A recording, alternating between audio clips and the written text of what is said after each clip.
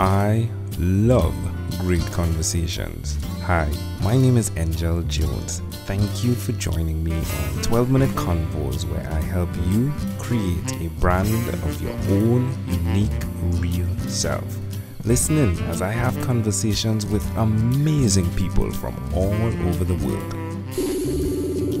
Good night, Roel Santos. How are you going on this wonderful, beautiful night? Well, I'm doing pretty good, man. I'm doing very good. I can't complain. Well, it's a great pleasure to connect with you, Roel. So tell us, what part of the world are you in right now? I am the United States of America in the state of Texas, San Antonio, Texas, to be exact. Where everything is big. Yes. And our food is bigger. Everyone is bigger too. Well, Roel, please do tell us which of your talents is responsible for us connecting at this time. Well, it seems that podcasting has brought us together, Mr. Jones. Yes, sir. Host of the World of Roe podcast, Roel Santos. Tell us about your podcast. Well, the podcast was originally an idea of connecting with other people who do podcasts, and then it kind of morphed into this. I want to talk to people all over the world who are doing things that I've been inspired by, whether it's a professional wrestler or, you're a comedian, an actor, entrepreneur, people who have motivated me, family members, friends, and just having an intimate conversation. It's kind of turned a little bit with me talking about more of my personal journals and my entryway of life, I guess, and a day by day kind of thing, and I kind of summarize it in a weekly episodic form every Friday. I'm in the process of rebranding too, which is kind of exciting. We're going to change it up a little bit. There's another podcast you co-host as well, right? I do co-host one that's been hasn't been done in about 3 or 4 months. Okay. Called the Pick and Roll, which is basically a play on the pick and roll. We're both basketball fans, so we kind of talk sports, media, entertainment. And then I actually do another one too, and I didn't put that on my LinkedIn, but I do one with where I talk about professional wrestling, and I talk to people involved in the world of wrestling, and it's called Running the Ropes, which is kind of cool. I have a friend here who has a wrestling network and supports indie wrestling, so I kind of help with that, and I do a little bit of storytelling there, which is kind of cool. Trying something different, trying on many hats, and trying to find myself in this audio world of podcasting. Sounds like fun. So who did you learn the skill of podcasting from? Oh, you know something? That's a great question. I learned it. So I obviously found a podcast. So 6 or maybe 10 years, no, maybe 8 or 9 years ago, I had a friend tell me, and I had an iPhone, and she says, hey, you should listen to podcasting because you like a lot of stuff, and there's like a platform where people were just talking. I'm like, no, I don't want to do that. I want to listen to music. So then one day I finally caught on to it, right, a few years later, and I'm listening to I've listened to Colt Cabana's podcast. I've obviously listened to Mark Maron's podcast, some Joe Rogan, all the people that have been pioneers on it. But then one day I just said, let's just do it. So my co-host came in, and he had a little bit of a background in audio production, and so we both kind of learned. But he started doing the editing at the forefront, and I was getting annoyed because, as you know, Mr. Jones, and is it Angel? So you know how it goes when you start doing this, you get addicted to it, and you want to keep doing it, and you want to learn how to do all this stuff. So he was kind of like holding it hostage and doing it himself. So then one day I had a friend who has a Mac and was very familiar with Logic Pro, Pro Tools. And he had an audio interface, and he lent it to me. And at the time, I didn't have a mixer, so I'm recording off of this audio interface, and I'm using Zencaster. Everyone knows, if they're podcasters and they're hearing this, they know what Zencaster is. It's the podcasting for beginners kind of thing. And I learned how to edit files, and I learned how to use Logic Pro, and I basically taught myself once I figured out an audio platform to edit on. And so I'm my own producer, as are you, Sweet. I'm sure. Yeah. Yes. Well, I can't say I do not edit the podcast. You don't? I do not. Yeah, it's impossible. Well, no, it is possible. Let me not say it's impossible. It is possible, but then I would not have a life, right? Because we're doing hundreds of podcasts. Right, you're like in a short thousands period. in. Yeah. So we have an amazing editor on our team. His name is Francis Gilbasial, and he is absolutely amazing. He's the one guy I know has listened to every podcast that you've heard that I've produced. Yeah, because he edits it. Right, yeah. Man, he's up on Mark Maron's producer, because you've done, almost 1,300 episodes. Yeah. Well, technically a bit more, because your episode is going to be 1,587, if I'm not... Let me get this correct. 4, 5, 6. Yeah, 1,587. So yeah, he is amazing. He is amazing. Yeah.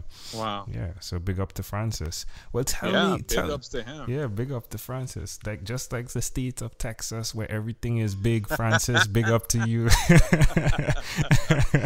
That's a good one. I like that. Yeah. Well, tell me, Noel, one other thing that you've done consistently over the last 3 years, please. Oh man.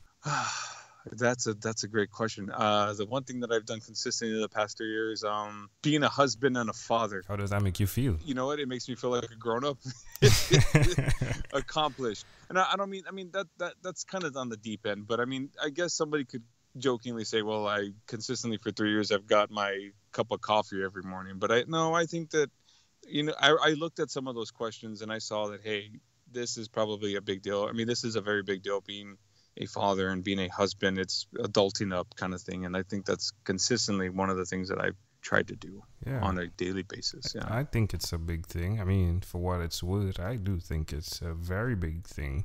Why would you suggest to the fathers out there that are listening, who are definitely doing their thing, doing their day job, why would you suggest they put emphasis on being a good father? Because at any point in time, family can be taken away from you without even realizing it. My dad always likes to say, or my grandfather always liked to say, that tomorrow is promised to no one. Or I guess that's maybe scripture, but anyway, I'm not trying to get religious, but I mean, you want to take the time to enjoy and savor every moment. And I think in the last 3 years, I've learned to do that, especially when it came to my daughter and now my son. I have 2 kids, and my wife. I think I tried to stop and kind of, savor that moment, because 7 or 8 hours from now, I'm going to go back to work, or I'm going to do something different. And you almost kind of forget, you almost put it on the back burner, unfortunately, because you're kind of engulfed in whatever it is you're doing. Yeah. Wow. The deep guy. Love it. Hey. Love it. Hey, man, I'm 150 episodes in, man. I know what I'm doing now. Love it. Well, amazing audience, we are live with Roel Santos. Again, he is the podcast host of the World of Roe, right? So it's like the World of Roe, right? Yes. Yes. Do check that out. We're going through a rebranding. Yes, check it out, please. Yeah, wonderful. Well, my friend, let's switch gears for a moment now, and let me invite you into my time machine that is surrounded with beautiful, warm, blue Caribbean water. Roel, what is your earliest childhood memory? My earliest childhood memory would be, let's see here, playing in the playground and going up and down a slide and going on this little seesaw with my older sister and my dad watching us and just laughing and having a good time. That's just being a kid and not even thinking about 30 years from now where I was going to be. How old do you think you were? I was probably maybe 4 or 5, I would say. Why do you think this memory is so clear? Because I think that was like one of my fondest memories of childhood. I mean, there's so many of them, but that one always just sticks out, because when we were kids, going to this park that we lived nearby, it was always like an escape or like a safe haven for us, because my parents worked a lot, and then when the time came for us to kind of when my dad would want to unplug, he would take us out there and we would spend like an hour, and I just remember it being heaven. Man, I just remember it being like hey, we're going to the park, we're gonna have fun, and it's just so many memories, man. So many memories. Well, can I offer an interpretation to the thought picture you created in my mind? Sure, let's hear it. I love the idea of the seesaw and what really happens when you attempt to put emphasis on family. There are definitely the up times and the down times, but the idea is to keep it balanced. Yes. Yeah. That is very, very true, my friend. And the older you get, that seesaw can teeter good and bad. Sometimes it'll look very, very bad, and sometimes very, very good. But you got to take the bad in with the good, and you have to find that balance. And it's funny that we're talking about this because I am in a weird little seesaw pattern with family. Not my immediate family, not my wife and kids. They're great. I mean, just, family around. You got to, there's a lot of personalities there you got to work with. Yeah, well, definitely you do understand, hey, it's never going to be different. It's just a matter of the perception at the point in time, right? Just like that fulcrum that supports the seesaw, just ensure that it's there. Yeah, if we fast forward, Noel, to when I said Roel, my apologies. You're good. You probably get that a lot though, right? I get my name butchered left and right. Noel, Raul, Roel. Roel doesn't bother me. Yeah. Raul bothers me. Well, Roel, hey, if we fast forward to when you were 12 years old, what was your favorite song? Man, you know what? I saw that one and I'm like, that is a great question. When I was 12 years old, and that would be 1993, I'm going to say it was Plush by Stone Temple Pilots. All right. Okay. I was big into grunge. Yeah, there we go. All right, my friend. Well, we have now arrived at our destination, but before we get off of this time machine, there is a small declaration form. So it's yes or no, possibly a bit more. We're going to move pretty quickly here. Are you ready, Roel? I am ready, man. Roel, have you chosen someone to pass on your skills to? I have. There's a couple of people I have, and it's just a matter of getting to it. No, you said you're married, right? I am. You married. Have children. How many children do you have? I have 2. All right. Do you believe in God? I do believe in God. Do you have an inner circle of friends? I do. Do you watch TV for more than 3 hours a day? That's a deep question, man. I'm going to say yes, or maybe no, about 3 hours a day. Yeah, that would suffice, unless I'm binge watching something like Stranger Things or something. And what about screen time, the phone and the computer? Is it more than 8 or less than 8 hours a day? I would say it's less than 8. All right. Roel, after 1001 conversations, I came up with something which is called yours. It stands for your own unique real self. But I'd like to know if you had to share with us the yours concept of your own unique real statement. Share with me a statement that represents who Roel Santos is. Who Roel Santos is. Somebody who feels like if the world's crashing down on you, you can always rise above it, and you got to stay on the happy bus to get there. Love it. So rise above hate. I guess that's to sum it up. Flesh out the negativity with some good old-fashioned PMA. Love it. Hey, Roel, this was a great pleasure. Super fun, my friend. Likewise. Yeah, man, it was great. Before you leave, is there anything else you'd like to share? But you're scolding me here. No, I'm kidding with you. I do want to say that I think that what you got going here is fantastic.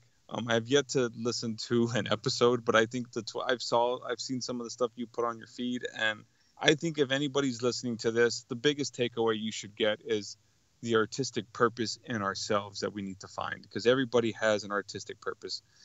Artists can be many things. You can be a musician, you can be an actual artist, you can be someone who builds things, you can be someone who records things, or you can be a podcaster. You can do anything you want if you put your mind to it. Love it. All right, Roel Santos, thank you for being on What is Inspired by 12-Minute Convos with Angel Jones. Thank you, Mr. Jones. Have a good one.